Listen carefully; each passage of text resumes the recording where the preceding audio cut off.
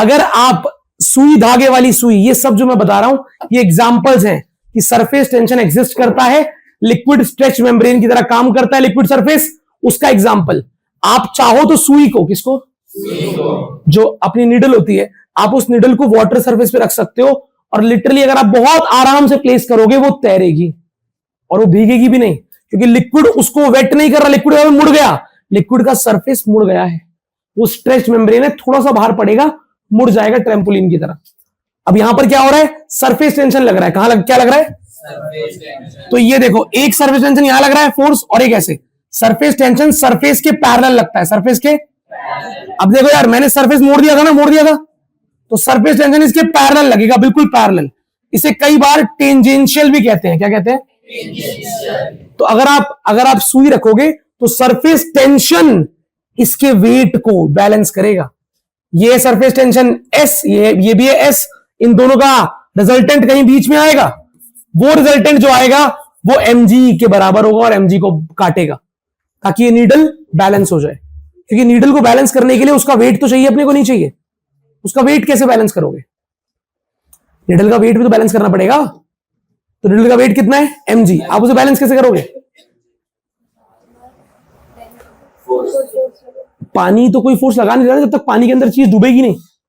कोई चीज पानी के अंदर डूबेगी तब बायंट लगेगा, अब ये तो डूबी भी नहीं है, पानी की सरफेस ही मुड़ गया, पानी के अंदर गई नहीं वो चीज, तो बायंट तो नहीं लग रहा। फिर इस नीडल का भार किसने उठाया, सरफेस टेंशन ने उठाया। किसने उठाया, सेम एग्जांपल यहां पर, endless wet thread on a soap film.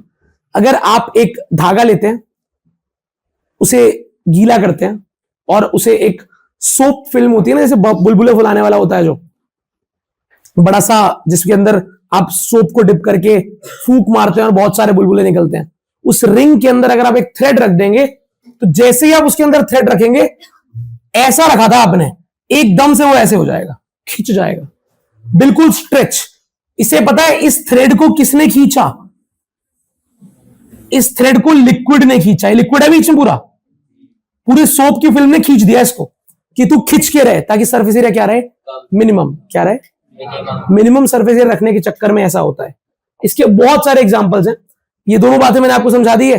Floating needle थोड़ा सा डिप्रेशन क्रिएट करती है, सरफेस टेंशन इसको बैलेंस करता है, और यहां पर film is pricked with at the center. मतलब अगर देखो अभी आपने सोप फिल्म के ऊपर ये रखा ना, अभी कुछ नहीं होगा, जैसे बीच में मैं वो मारूंगा पेंसिल या पेन या कोई नोकीली चीज, बीच वाला बुलबुला फट जाएगा और साइड से एकदम से खिंच जाएगा और यहां पूरा बबल होगा, यहां पूरा बबल होगा, बीच में कुछ नहीं होगा।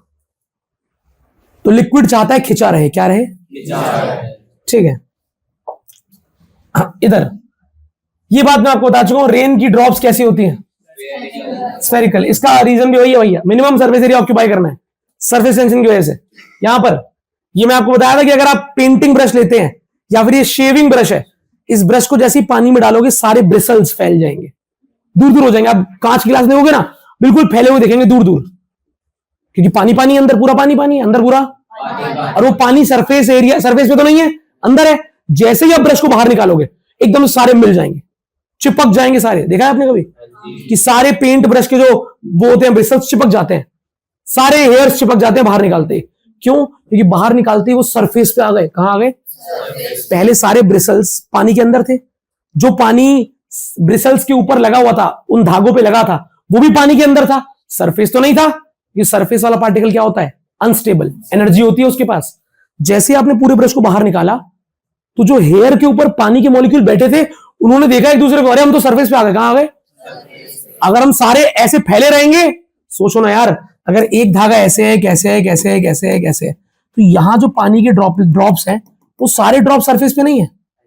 अगर वहीं ये सारे एक साथ मिल जाएं ऐसे, तो आपको नहीं लगता सिर्फ ये बाहर वाला सरफेस बचेगा, आउटर सरफेस, क्योंकि बाकी सब तो अंदर चले गए।